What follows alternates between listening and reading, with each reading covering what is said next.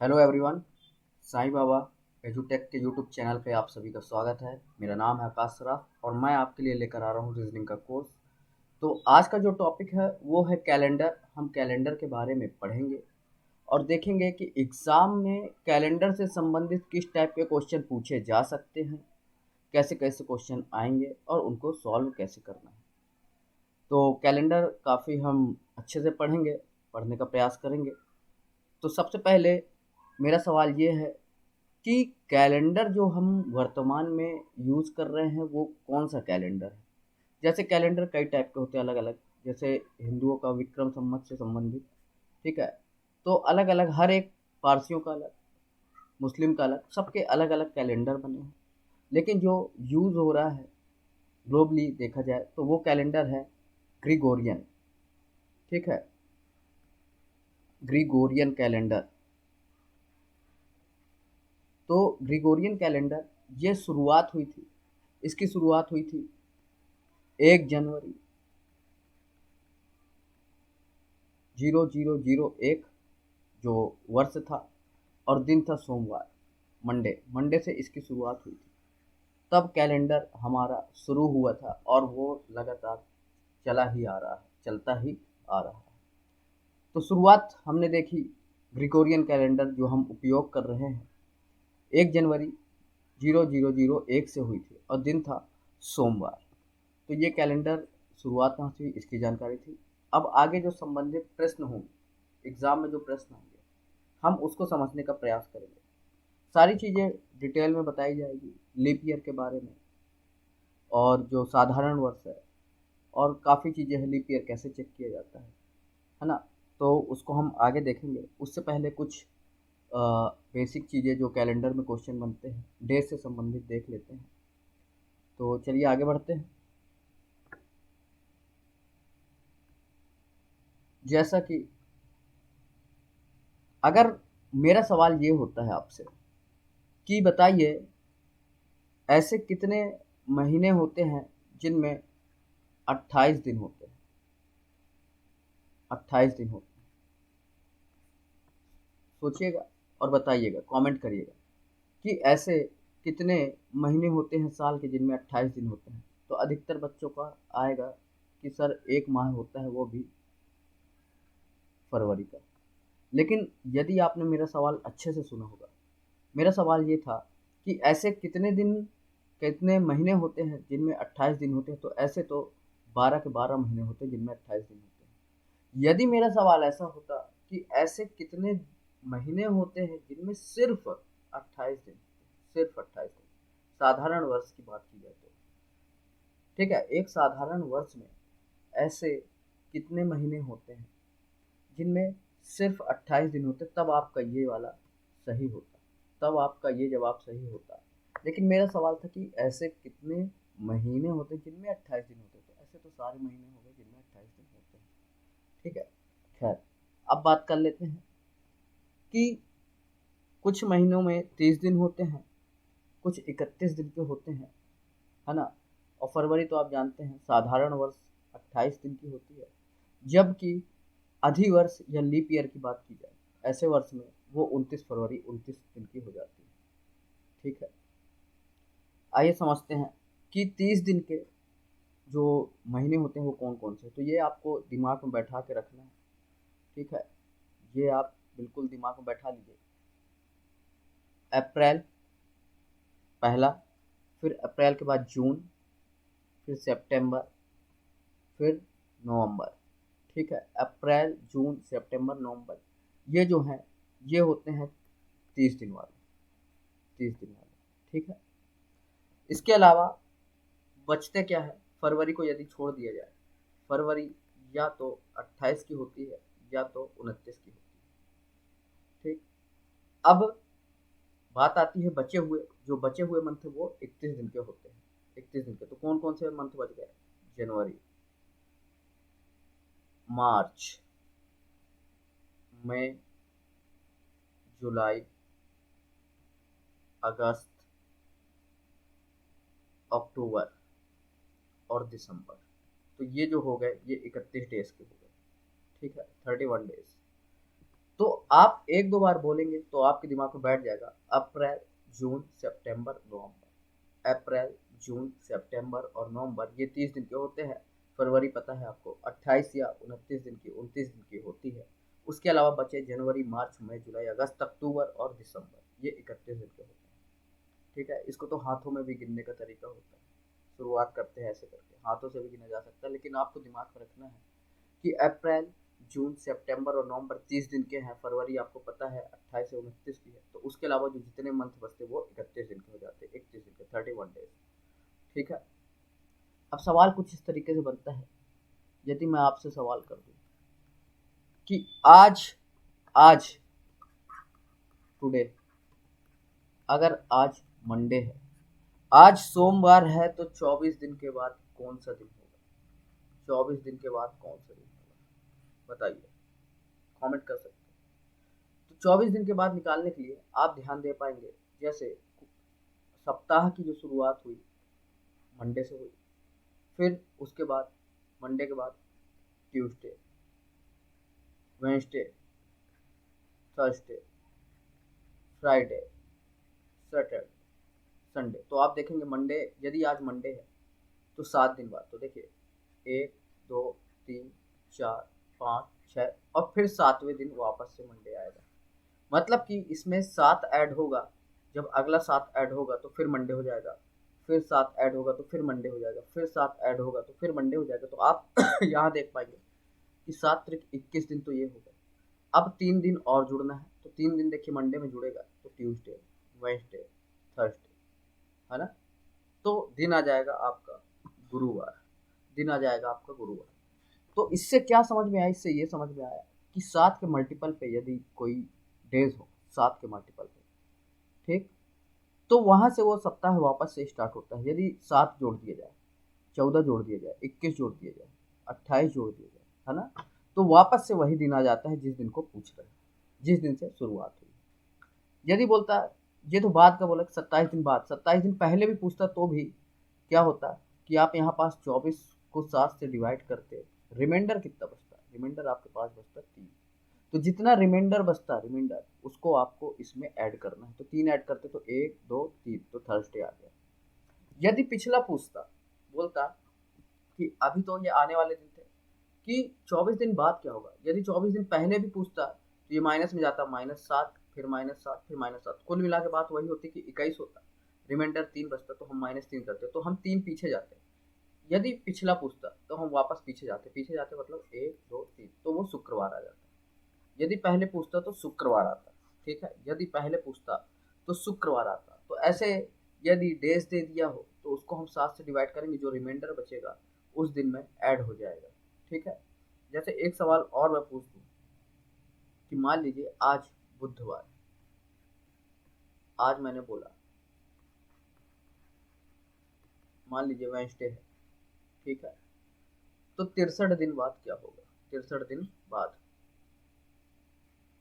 63 दिन बाद, तो आप कहेंगे 63 दिन बाद आप इसको 7 से डिवाइड करेंगे। 7 से डिवाइड किए तो ये 9 बार में तो पूरा चला गया, रिमाइंडर क्या बचा? कुछ नहीं, रिमाइंडर बचा 0। तो आज से 63 दिन बाद भी बुधवार होगा।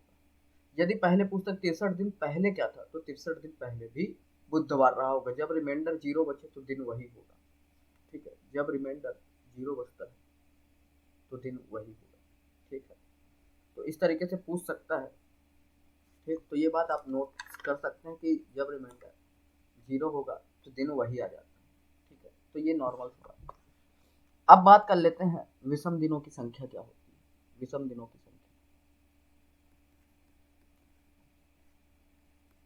विषम दिनों की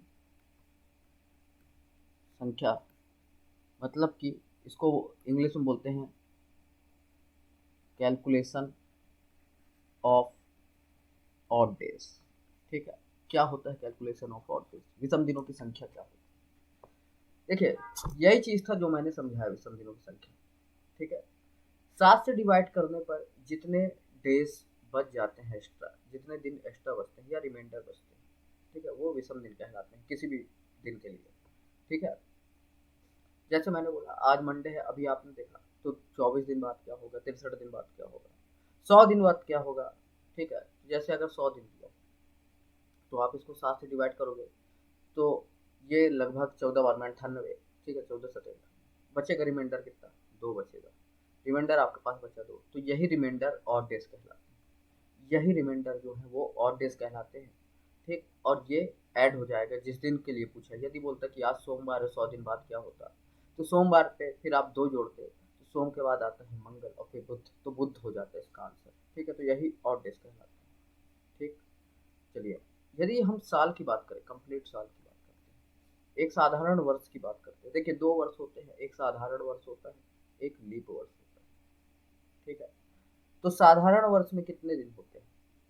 साधारण वर्ष में होते हैं 365 दिन, और लीप वर्ष में होते हैं 366 दिन। ये कैसे हुआ, क्यों बढ़ जाता है दिन, सारी चीजें हम डिस्कस करेंगे एक एक करके, ठीक है। तो पहले कुछ चीजें हम चेक करेंगे आगे कि लीप वर्ष कैसे चेक किया जाता है, साधारण वर्ष कैसे चेक किया जाता है कि वो लीप वर्ष है अथवा साधारण वर्ष है ना। तो वो सारी चीजें हम डिस्कस करेंगे। अब थोड़ा सा हम इसको मैं आगे बताता हूँ, 365 दिन और 366 दिन का क्या है फैक्ट, ठीक। उसके पहले और डेज समझ लेते हैं 30 दिन के लिए।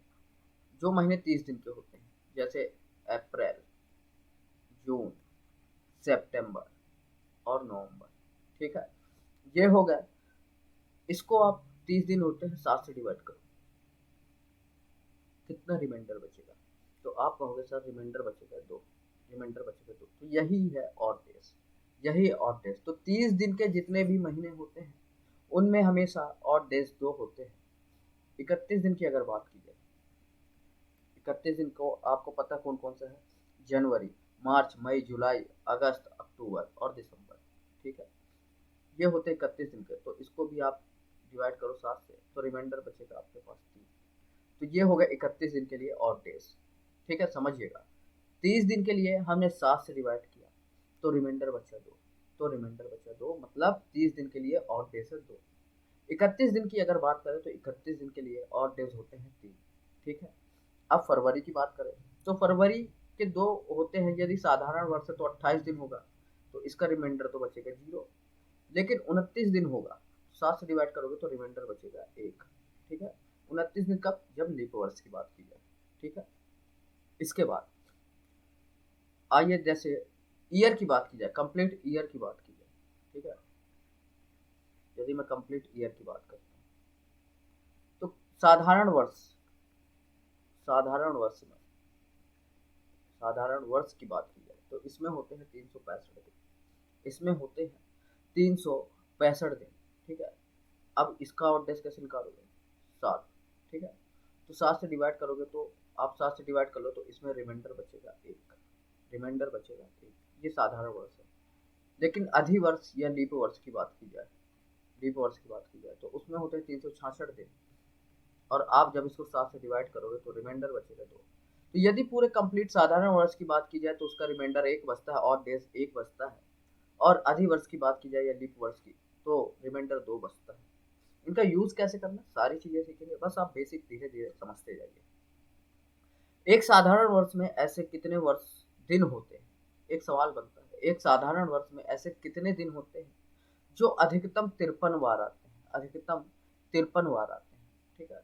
समझिएगा इसको, देखिए एक साधारण वर्ष में सवाल ये था कि एक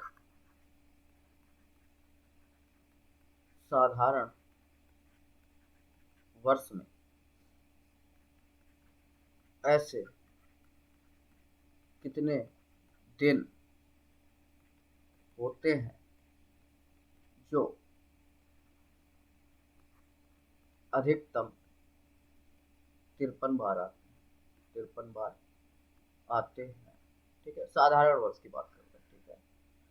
तो आप कहोगे साधारण वर्ष में होते तो 365, 365 मान लेते हैं, 365 आपने डिवाइड किया, रिमाइंडर 1 बचा, चलो ठीक है मान लिया। अब आप देखना,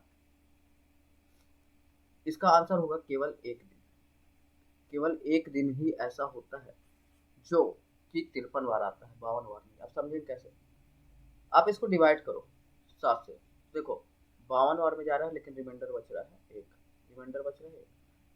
जो दिन थे, मैंने बोला मान लीजिए मंडे से स्टार्ट हुआ होगा, मान लीजिए मंडे से स्टार्ट हुआ होगा, एग्जाम्पल के लिए मंडे से स्टार्ट हुआ, फिर Tuesday, Wednesday, Thursday, Friday, Saturday, Sunday. आप देखिए कितने दिन, 1 2 3 4 5 6 7, 7 दिन। ठीक है, 7 दिन थे, 7 दिन कंप्लीट हो गए, एक सप्ताह निकल गए।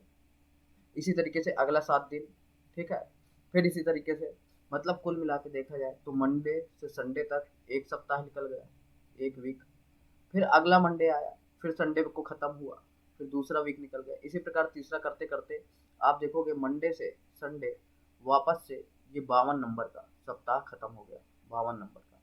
लेकिन भाई एक रिमाइंडर बचा, 52 तो यहाँ तक हो गया ना, 52 तो यहाँ 52 सप्ताह तो खत्म हो गए। लेकिन वापस से जो दिन चालू होगा मंडे से होगा कि नहीं होगा? होगा। तो यही मंडे जो है, जो 1 जनवरी को आया था साधारण वर्ष में, वो 31 दिसंबर को भी आएगा। ठीक है, 31 दिसंबर को भी आएगा। तो केवल मंडे ही ऐसा है जो 52 बार नहीं बल्कि 53 बार आया। लेकिन अगर लीप वर्ष की बात करेंगे तो उसमें 366 दिन है, तो मंडे के अलावा एक दिन और एक्स्ट्रा होगा ट्यूसडे, वो भी 2 बार आएगा। मैंने मंडे एग्जाम्पल के लिए लिया है, हो सकता है बुधवार से स्टार्ट हो वो साल, शुक्रवार से स्टार्ट हो, जिससे भी स्टार्ट हो, शुरुआत जिससे भी, जिस दिन से भी। ठीक है, तो वो दिन खत्म भी होगा उसी में। ठीक है, वो जो वर्ष होगा साधारण वर्ष, वो उसी दिन में खत्म होगा। ठीक है, चलिए, तो कुल मिला के ये था कि यदि 1 जनवरी 2019 को दिन सोमवार था, तो 31 दिसंबर 2019 को भी दिन सोमवार ही रहा होगा। ठीक है, तो इसका आंसर हो गया केवल एक दिन ऐसा होता है जो 52 बार ना आकर 53 बार आता है। ठीक है, तो उम्मीद है आप समझ पा रहे होंगे। अब सवाल, सवाल इससे कैसे बनते हैं देखेंगे, सवाल देखते जाएंगे और समझते जाएंगे। जैसे मान लीजिए निम्नलिखित महीनों में से कौन से 2 महीनों का कैलेंडर जो है सेम, ऐसे सवाल बनते हैं। निम्नलिखित महीनों में से, या कुछ महीने दिए होंगे, कुछ महीने दिए होंगे, निम्नलिखित महीनों में से। ठीक है, कौन से 2 महीने, 2 महीनों का कैलेंडर, कैलेंडर सेम होगा, सेम होगा। ठीक है, कैलेंडर एक जैसा होगा या सेम होगा। या फिर सवाल ऐसा भी बन सकता है कि कौन से 2 महीनों का प्रथम दिन एक जैसा होगा। प्रथम दिन मतलब मान लीजिए किसी महीने की 1 तारीख को सोमवार है, तो दूसरा महीना उसकी भी 1 तारीख को सोमवार होगा, है ना। तो ऐसे में क्या है, पूरा महीना सेम हो जाएगा। ठीक, जैसे मैं आपके सामने रख दूं, पहला मार्च और दूसरा महीना रख दूं मैं अप्रैल, या अगस्त मान लीजिए, अगस्त मान लीजिए इसको। ठीक है, मैंने रखा मार्च और अगस्त। ठीक है, अब आप लोग बताएंगे क्या ये 2 महीने सेम होंगे, सेम होंगे। आप देखेंगे कि दोनों का मंथ जो है 31 दिन का है, दोनों के मंथ 31 दिन के हैं। ठीक है, अच्छा, अभी आपको मैंने सिखाया था रिमाइंडर, है ना, रिमाइंडर कि 31 दिन का रिमाइंडर हमेशा 3 होता है। ठीक, तो मार्च से स्टार्ट करिए, मार्च से स्टार्ट हुआ, मार्च का रिमाइंडर कितना होता है, 3। आपने अभी पढ़ा था, 31 दिनों को 7 से डिवाइड करते रिमाइंडर 3 बचता है, और डे। मार्च के बाद क्या आता है, अप्रैल। अप्रैल होता है 30 दिन का, आपको पता है, तो इसका रिमाइंडर 2 बचेगा। मार्च, अप्रैल, मई, जून, जुलाई, अगस्त का काउंट नहीं करेंगे। अगस्त को काउंट नहीं करेंगे क्योंकि अगस्त तो शुरुआत का पूछा है ना, अगस्त को काउंट करने की जरूरत नहीं है। ठीक, अब हम देखेंगे इस नंबर को जोड़ने पर क्या ये 7 से डिवाइड होता है, तो 3 2 5, 5 3 8, 2 10 3 13। क्या 13 7 से डिवाइड हो रहा है, नहीं हो रहा है। यदि डिवाइड पूरा पूरा नहीं हो रहा है तो मतलब मार्च और अगस्त का कैलेंडर सेम नहीं है। क्या समझ में आया, इससे ये समझ में आया कि किसी भी 2 महीनों को यदि चेक करना है तो उनके बीच मार्च से, जिस महीने से स्टार्ट है वहां से स्टार्ट करेंगे। यदि वो नंबर 7 का मल्टीपल है पूरा पूरा, ठीक है, यदि वो नंबर 7 का मल्टीपल है तो मतलब वो महीना और जो महीनों को पूछा है, ठीक है, उनके बीच यदि 7 के मल्टीपल पे संख्या है, डेज है, नंबर डेज है, ठीक है, नंबर ऑफ डेज जो है 7 के मल्टीपल पे है तो वो सेम होगा। यदि नहीं है, यदि नहीं है तो वो सेम नहीं होगा। जैसे मैं बोलूँ अप्रैल और जुलाई का कैलेंडर क्या सेम होगा? अप्रैल और जुलाई का, तो आपने चेक किया, अप्रैल कितने का होता है? दो, दो और डेज होते हैं। अप्रैल के बाद क्या आता है? मई, मई का 3 होता है। फिर अप्रैल मई जून, जून का कितना होता है भाई? 2 होता है। आप इनको जोड़ो, कितना होगा? 7 होगा। तो 7, 7 से डिवाइड करने पर पूरा पूरा डिवाइड हो रहा है कि नहीं? हो रहा है।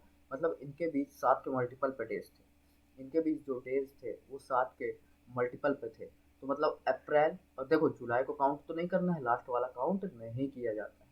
तो अप्रैल और जुलाई का कैलेंडर सेम होगा, अप्रैल और जुलाई का कैलेंडर सेम होगा, ठीक है, क्योंकि 7 से पूरा पूरा डिवाइड हो गया। और ये देखिए, ये 7 से डिवाइड नहीं हुआ था, 13 आ गया था और यहाँ 7 आ गया था, तो ये डिवाइड नहीं हुआ था, इस कारण से ये वाला कैलेंडर सेम नहीं होगा, जबकि ये वाला सेम होगा। कुछ और एग्जांपल्स देखेंगे और समझेंगे। जैसे मैं आपके सामने रख लूँ, मान लीजिए मार्च और नवंबर का, मार्च और नवंबर का, मार्च और नवंबर का, ठीक है। तो देखिए कैसे चेक करेंगे। मार्च, मार्च का क्या होता है और डेट? मार्च होता है 31 दिन का, तो 3। मार्च के बाद अप्रैल, मार्च अप्रैल मई, जून, जुलाई, अगस्त, सितंबर, अक्टूबर, नवंबर को काउंट नहीं करेंगे क्योंकि लास्ट मंथ काउंट नहीं किया जाता है। अब आप देखिए 7 से जा रहे हैं क्या? देखिए ये 7 गया, ठीक। फिर देखिए 3, 3 6, 3 9, 2 11, 11 3, 11 3 14, ठीक है, 14। ये उसको भी जोड़ते तो 21 हो जाता, सबको जोड़ेंगे तो 21 आएगा। सबको जोड़ लीजिए, हो गया, सबको जोड़ लीजिए तो 21 आएगा। ये 7 से पूरा पूरा डिवाइड है, तो मतलब मार्च और नवंबर का कैलेंडर सेम होगा। आप चेक कर लीजिए, हर वर्ष होता है सेम, मार्च और नवंबर का हर वर्ष होता है। फरवरी के बाद जो भी कंपेयर करेगा, फरवरी के बाद के, अगर वो कट रहे हैं, 7 के मल्टीपल पे हैं उनके बीच के डेज, तो वो हर साल सेम होंगे, ठीक है। जैसे मार्च और नवंबर का हो गया, इसी प्रकार सितंबर का आप देख लीजिए और दिसंबर का देख लीजिए, हर साल सेम होगा कैलेंडर सितंबर का। तो सितंबर का ऑड डेज क्या होता है? 2। सितंबर के बाद क्या आता है? ठीक, अक्टूबर, अक्टूबर का हो गया 3, नवंबर का हो गया 2। देखिए ये 7 हो गए, 7 से डिवाइड हो गया, दिसंबर को काउंट नहीं करना है। 7 से डिवाइड हो गया तो मतलब सितंबर और दिसंबर का भी कैलेंडर सेम होगा, वो भी हर साल होता है, ठीक है। जरूरी नहीं लीप ईयर और साधारण वर्ष ना, लीप ईयर में भी सेम होता है और साधारण वर्ष में भी सेम होता है, क्योंकि फरवरी पड़ती ही नहीं ना, तो उससे नंबर ऑफ डेज वहां तो बढ़ते नहीं, फरवरी के पहले ही बढ़ते हैं 29 के कारण, ठीक।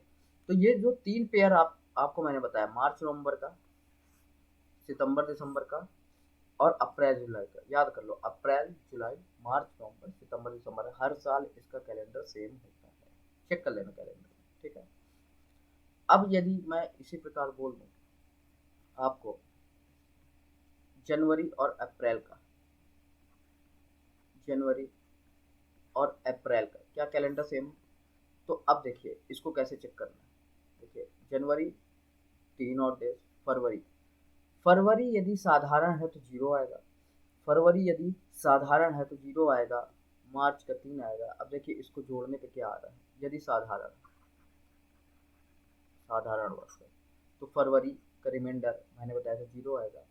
लीप ईयर में 1 आ जाता है, अगर लीप ईयर की बात करते हैं, ठीक है, लीप ईयर, लीप ईयर की बात करते हैं, तो लीप ईयर में जनवरी का तो 3 ही रहेगा, लेकिन फरवरी का 1 हो जाएगा और मार्च का 3। तो ये देखिए ये 7 से तो डिवाइड है, ये 7 से, लेकिन ये 7 से डिवाइड नहीं है, तो साधारण वर्ष में जनवरी और अप्रैल का कैलेंडर सेम नहीं होता है, जबकि लीप ईयर में सेम होता है। यदि लीप ईयर हो गया तो सेम होगा, ठीक है।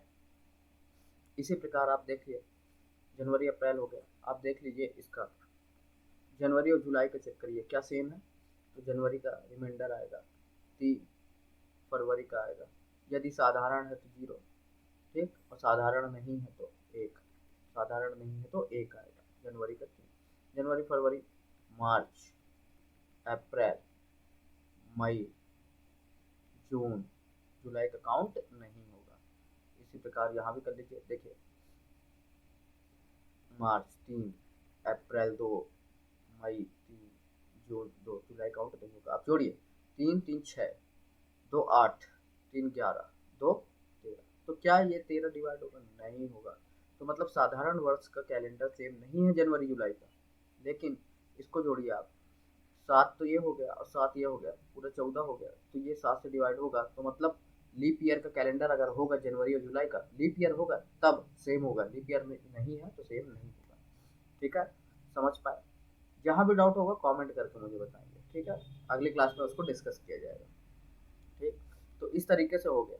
इसी प्रकार एक और चेक कर लीजिए, इसी प्रकार एक और चेक करते हैं, जैसे जनवरी और अक्टूबर का, जनवरी और अक्टूबर का चेक करिए। तो जनवरी का रिमाइंडर हो गया 3, फरवरी का देखिए 2 कंडीशन इसमें भी बनेगी, फरवरी का साधारण है तो 0 लेंगे, लेकिन लीप वर्ष है तो 1 लेंगे। जनवरी, फरवरी, मार्च, अप्रैल, मई, जून, जुलाई, अगस्त।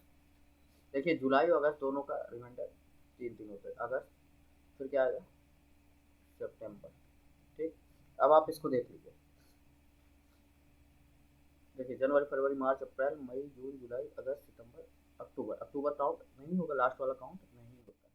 अब आप यहाँ चेक कर सकते हैं, देखिएगा 3 3 6, 2 8, 3 11, 2 13, 13 और 3 16, 3 19 और 2 21।